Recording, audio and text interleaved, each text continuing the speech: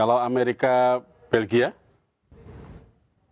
Amerika Belgia menurut saya lebih ini yang menarik tadi ini menurut saya disambungkan dengan teori tadi ya tuduhan konspirasi tadi ya, karena ada itu telepon yang diberikan oleh Presiden Amerika Serikat untuk kemudian meminta Presiden FIFA supaya kartu pemain penting mereka itu tetap bisa tampil ya.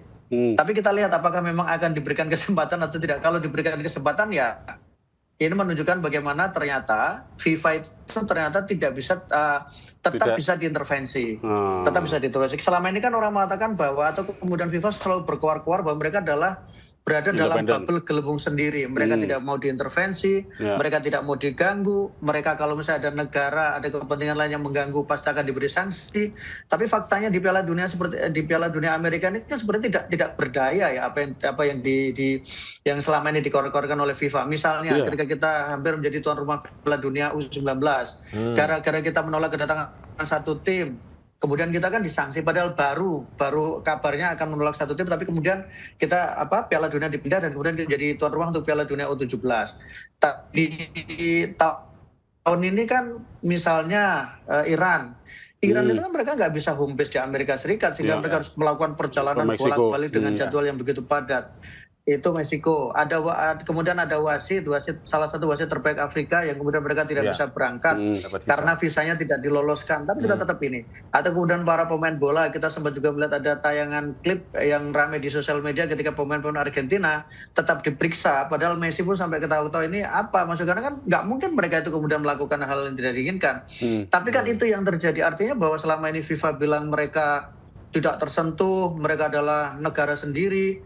Tapi ya faktanya Amerika bisa melakukan itu. Tidak tahu bagaimana cara yang dilakukan oleh Trump sehingga bisa melakukan intervensi sampai segitunya, termasuk soal urusan pemain-pemain yang ofisialnya Iran ada yang tidak bisa berangkat. Mereka harus warawiri, nginepnya bukan di Amerika tapi mereka harus di Meksiko. Ya, yang itu kan tentu akan tidak terlalu menguntungkan untuk catatan buruk ya untuk pelaksanaan 2026 ini Mas ya.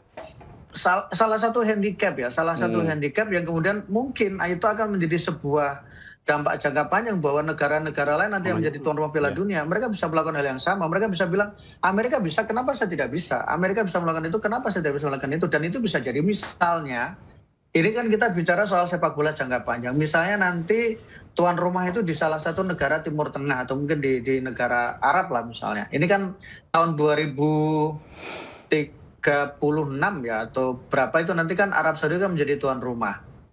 Nah, kalau misalnya nanti ternyata salah satu negara yang tidak punya hubungan diplomatik dengan Arab Saudi lolos ke Piala Dunia, maka kan ada bisa intervensi yang dilakukan oleh Arab. Misalkan Anda tidak punya tidak bisa main di sini, Anda main di mana kan nanti bisa menjadi salah satu presiden. Kita nggak pernah tahu kan, karena masih ada beberapa negara yang mereka tidak punya hubungan diplomatik gitu, seperti kasus antara Indonesia dengan misalnya Israel dan sebagainya. Nanti kan dengan Arab Saudi misalnya tiba-tiba Israel lolos, we never know kan, kita nggak tahu perkembangan sepak bola, tiba-tiba jumlahnya ditambah sehingga ada potensial isu seperti itu. Tapi ya inilah ketika bisnis itu lebih dikedepankan, karena ada anggapan bahwa sekarang itu Valentino itu pengen betul-betul mengambil hati Donald Trump, sehingga apa yang dikatakan oleh Donald Trump, apa yang dilakukan pemerintah Amerika itu sepertinya mendapatkan approval dari FIFA.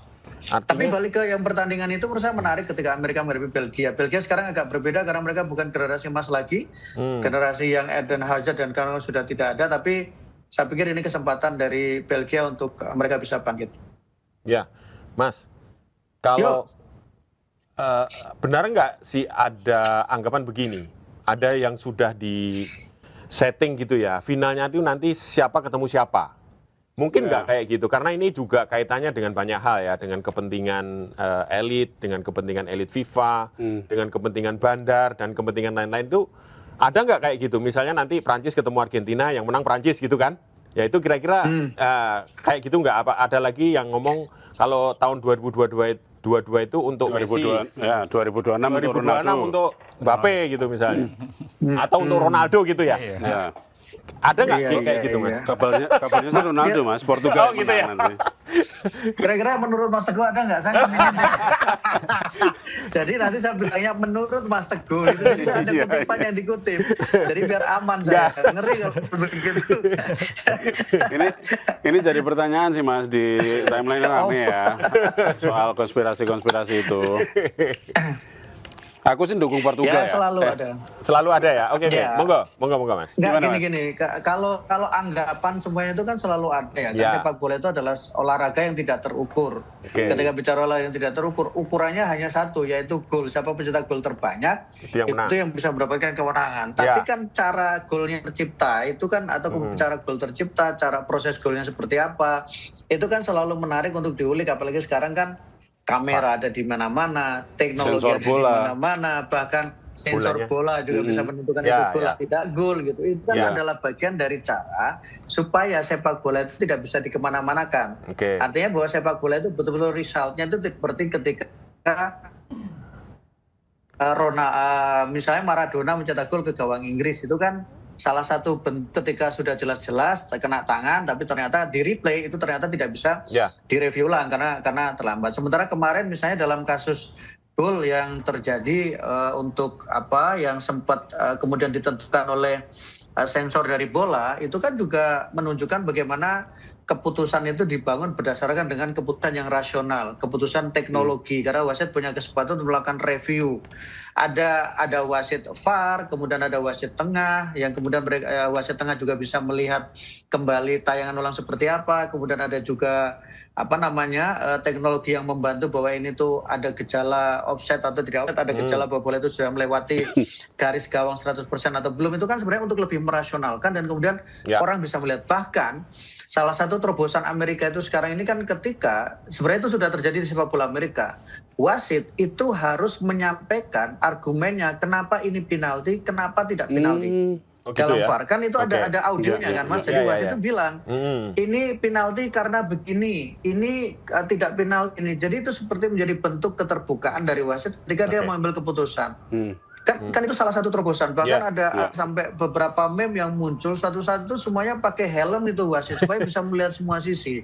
Kan sekarang wasit ada yang sudah pakai kamera dari sisi wasit kan sudah ada. Dan itu menurut saya menjadi salah satu keinginan besar untuk bagaimana bola itu tidak sepenuhnya bergantung pada kontroversinya, tapi tetap akan ada kontroversi karena kan semuanya kepada bagaimana kita melihat keputusan itu dan kemudian pada kemampuan kita memahami soal regulasi. Wasit A dengan wasit B itu bisa jadi berbeda keputusannya, Mas. Karena memahami regulasi itu kan kalau biasanya Mas Pung itu kan bicara hukum ya. Penerjemahan hukum itu kan tinggal ngambil mana yang kemudian kira-kira sesuai dalam perspektif yang dimiliki. Karena wasit itu kan mengambil keputusan itu dalam waktu sepersekian detik pasca kejadian itu terjadi. Kalau dulu bayangin mereka harus mengambil keputusan benar dan tidak benar, itu kan tidak dibantu teknologi. Sekarang sudah dibantu teknologi yang super komplit. Bahkan kita sempat protes kan, pemain sudah selebrasi, tapi kemudian golnya dianulir, revisi, dianulir. Kan itu sudah salah satu bukti yang membuat ini benar nggak sih, enak nggak sih bola kalau begini, sudahlah selebrasi tapi ternyata gagal. Sudahlah drama tapi misalnya gagal, seperti tim favoritnya Mas Pung zaman dulu misalnya Milan dengan Inzaghi-nya itu kan raja offset kan. Kalau zaman sekarang udah Waalaikumsalam itu mungkin ya, tapi artinya bahwa pemain pasti punya cara mereka bagaimana mensiasati teknologi dan menyiasati soal regulasi. Itu pasti karena mereka dilandasi dengan insting. Mereka kan bergerak insting. Mereka bikin gol itu juga kadang berdasarkan insting yang mereka miliki. Jadi kalau ditanya apakah ada konspirasi, apakah ada pengaturan dengan teknologi yang ada sekarang ini agak sulit. Bayangkan sekarang Jerman sudah tersingkir. Kemudian agak sulit itu bukan berarti tidak ada ya, tapi agak sulit karena semuanya sekarang terpapar oleh teknologi. Belanda, Jerman tersingkir, Brazil tersingkir, Indonesia tidak lolos. Itu kan salah satu bukti bagaimana kadang juga tidak semuanya bisa by design kan. Oh nggak ada ya. Jangan begitu Mas. Berarti besok nggak ada lagi Mas ya, kalau di pertandingan ini nggak ada lagi komentar wasit dibayar nih, kayaknya agak susah ya kayaknya ya. Kalau wasit nggak dibayar nggak mau mimpin, Mas. Mereka kan harus dibayar, mereka profesional. Bukan, maksudnya Oh enggak. Tapi betul nih. Tadi maksudnya betul. ini nih Pernyataan Mas berpihak. Rumi tadi betul ya, bahwa teknologi itu diciptakan sedemikian canggih untuk Piala Dunia kali ini untuk mengurangi kontroversi dan untuk mengurangi orang-orang yang punya kuasa untuk mengatur pertandingan, gitu kan ya? Kira-kira gitu ya? Ya bisa, kan memang dulu kan sekarang misalnya ini kita balik agak, sekarang kan misalnya juga pasti bola itu kan ada isu-isu terkait dengan permainan di belakang layar kan, dan itu kan sudah seperti menjadi rahasia umum ya, persoalan dibuktikan atau tidak itu, dan memang sudah beberapa kali kan polisi FBI kan menangkap beberapa pelaku match fixing, bahkan kita tahu bagaimana FBI itu dengan sangat gagah mereka menangkap mantan presiden FIFA Sepp Blatter karena tuduhan korupsi kan. Jadi artinya ini sudah ada bahwa bukannya tidak mungkin, tapi bahwa teknologi diciptakan dengan semua detailnya, dengan semua revolusi teknologi yang dilakukan di sepak bola, meskipun akhirnya semuanya menjadi terasa mahal, itu jadi bukti bahwa ada keseriusan untuk hasil itu betul-betul hasil yang fair ya, murni meskipun kontroversi tidak mungkin dihilangkan. Ya, kalau kontroversi tidak ada, Mas, itu bola sudah nggak menarik lagi, Mas. Nggak ada cerita setelah kita nonton ada bola, dramanya Mas. nanti ya. Di Warkop nggak ada cerita, media nggak bisa nulis kontroversinya. Saya pertanyaan satu lagi nih. Oke. Mungkinkah juara dunia itu berturut-turut satu tim? Pernah terjadi nggak? Mungkin. Dalam sepak bola itu tidak ada yang tidak mungkin, Mas. Jadi dalam sepak bola itu menurut saya tidak ada yang tidak mungkin. Maksudnya kalau Spanyol lagi gitu? Argentina lagi. Tapi kan tidak ada yang tidak mungkin dalam sepak bola. Justru kalau yang bilang itu tidak mungkin, bisa jadi malah dia yang mengatur, jangan-jangan. Itu. Jangan-jangan dibuat giliran gitu ya. Mau siapapun yang menjadi juara ya biarkan yang memang yang bermain terbaik yang kemudian mereka bisa mendapatkan gelar juara. Tidak peduli apakah mereka rekor, dan sejarah memang itu kan hanya mencatat siapa yang menang, bukan siapa main bagus, Mas. Itu yang selalu dikatakan oleh Jose Mourinho kan, bahwa sejarah itu mencatat siapa yang mengangkat trofi, bukan sejarah itu, Mas, mencatat siapa yang menang, bukan siapa yang main bagus. Itu betul kan? Betul. Iya. Main bagus kan tapi nggak menang, nggak dicatat. Nggak dicatat. Kayak sekarang misalnya Inggris tadi kan dia mainnya kan lebih kalah penguasaan bola. Kayak Spanyol sekarang kan bukan murni lagi tiki taka mainnya. Betul. Tapi mereka lebih bermain lebih lugas, lebih pada tetap ada permainan yang keindahan dengan penguasaan bola, tapi mereka lebih direct dalam beberapa hal. Jadi berbeda karena setiap generasi kan pasti berbeda. Dulu Inggris dengan kick and rush-nya, tapi sekarang mereka sekarang juga sudah mulai rasa possession football-nya dengan Man City kan sudah, karena bola sudah mulai global. Kayak di kita kan dulu ada istilah rap-rap gitu, medannya sekarang udah hampir sama semua kan, rata-rata main bola seperti itu. Jadi sudah biarkan memang yang menang itu yang mengangkat trofi. Dan bahkan kita juga harus menghargai apapun pencapaian yang diraih oleh tim, termasuk kalaupun memang mereka di Cape Verde itu kan dipuji karena bagaimana permainan yang mereka lihat. Tapi kan tetap akan mengatakan kan tetap kalah. Mau main bagus, kalau kalah ya tetap kalah. Yang dicari bukan main bagusnya, tapi bagaimana mendapatkan poin. Itu sih perspektif orang kan, yang dilihat kan seperti itu. Iya betul. Iya. Begitu. Senior. Menarik sekali nih. Kita harus sering ngobrol nih sama beliau. Kayaknya perlu ke sini deh, ke studio nih Mas Marwan. Meskipun tugasnya banyak sekarang, kita harus undang nih. Biar mantep ini analisa kita. Ya Pak. Iya benar. Ada yang mau disampaikan sama Mas Rumi? Coba. Kalau saya sih pengen nanya aja penegasan dari Mas El Rumi nih untuk nanti malam ini. Sejauh ini kan Portugal itu kan sama seperti Norwegia ya. Menggendong Haaland gitu. Pasti kan ini Ronaldo pasti nih. Kemarin juga kan gol. Ronaldo menggendong tim. Iya. Terus golnya Ronaldo juga kan kemarin kan melalui titik putih juga kan. Iya. Sedangkan Spanyol punya rekor yang bagus nih di Piala Dunia ini. Dia belum pernah kebobolan dan dia punya rekor yang bagus melawan Portugal yang seperti Mas El bilang tadi kalah di penalti yang Liga Konfederasi itu ya, Eropa. Nah, betul. Sekarang nih pertanyaannya, menang siapa nih? Saya pengen tahu aja. Menang siapa Portugal dan Spanyol? Lu dukung siapa sih? Ini Mas Sofyan udah dari tadi analisis ternyata ujungnya menang ya, udah dianalisis berarti kayaknya kalau Sofyan lebih cenderung kalau Mas Sofyan lebih cenderung untuk Spanyol kayak kalau menurut analisanya. Iya. Ini di sini yang Portugal godong nih. Tapi gini. Ya memang kalau dari sisi tadi sempat saya katakan bahwa banyak yang mengatakan Spanyol lebih diunggulkan karena dengan materi mereka yang katanya lebih merata. Tapi bahwa Portugal pernah melewati fase sulit dan kemudian mereka bisa bangkit, itu adalah bukti bahwa mereka punya mental ya, dan mereka sudah pernah merasakan gelar juara Piala Eropa, jangan lupa. Mereka juga sudah melangkah berturut-turut ke fase gugur termasuk ke 16 besar. Mereka juga pernah menjadi juara di UEFA Nations League dan mengalahkan Spanyol dengan materi yang mirip sebenarnya untuk Spanyolnya. Dan kalau dikatakan bahwa Ronaldo itu seperti menggendong satu negara, tidak juga sekarang ini Mas.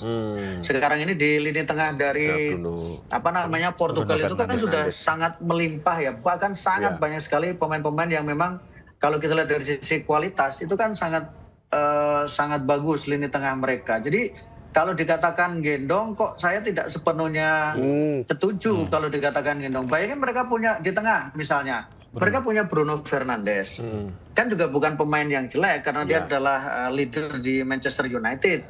Atau kemudian kita juga bicara mereka punya Rafael Leao, kemudian mereka juga punya Neto, mereka punya Neves, mereka punya Vitinha.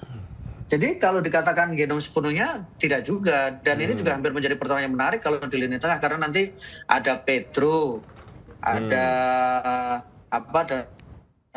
Olmo juga ada di kubu dari Spanyol, jadi menjadi pertarungan yang sangat menarik untuk itu. Jadi kalau underestimate bahwa Portugal kemudian belum bertanding sudah kalah, menurut saya sih perlu dilihat sampai hasil akhir karena Portugal sekarang bermain lebih fleksibel dan pelatihnya pun sangat taktikal ketika menghadapi Kroasia, sempat agak kerepotan. Kemudian ada dilakukan pergantian pemain yang banyak orang menganggap cukup berani karena Ronaldo ditarik keluar, 4 pergantian sekaligus, dan kemudian mereka bisa menang meskipun ya tadi sempat ada gol yang dianulir gara-gara hanya persoalan sempat kontroversi karena sempat kena rambut, tapi ternyata setelah dilihat dari VAR dan dilihat dari chip yang ada ternyata memang itu posisi pemain Kroasia offside. Jadi menurut saya tidak akan sesimpel itu, jadi cenderung kalaupun memang bisa jadi akan sampai ke perpanjangan waktu bahkan mungkin di penalti. Luar biasa. Portugal ada peluang. Luar biasa analisanya keren loh ini. Ya kan? Keren. Ya, kapan-kapan ke studio, Mas. Ya, kita undang lagi. Tinggal ikut Mas Pung aja. Oke. Mas Maruf Elrubi, terima kasih banyak Mas sudah bergabung di Indokomen sore hari ini. Terima kasih banyak. Sangat mencerahkan dan menimbulkan optimisme untuk para pendukung Portugal nanti malam ya. Termasuk Spanyol juga. Oke. Makasih Mas. Salam. Sama-sama. Yuk. Oke, itu tadi ya. Berarti masih gelap ya Mas ya. Masih gelap. Yang akan menang nantinya. Karena masih semua kemungkinan bisa terjadi. Kemungkinan masih bisa terjadi. Tadi semua teknologi ditaruh di situ untuk lebih ketat mengurangi sebanyak mungkin kecurangan-kecurangan, pengaturan yang disengaja. Tapi namanya sepak bola, ini namanya bulat. Jadi semuanya bisa terjadi. Kemungkinan masih bisa terjadi. Dan itu tadi ya. Termasuk malam ini kemungkinan akan terjadi sampai ke adu penalti. Bisa jadi karena sama kuat nih tadi. Betul. Jadi jangan sedih dulu. Spanyol jangan sedih, Portugal jangan sedih. Kan punya peluang yang sama. Masih punya peluang yang sama.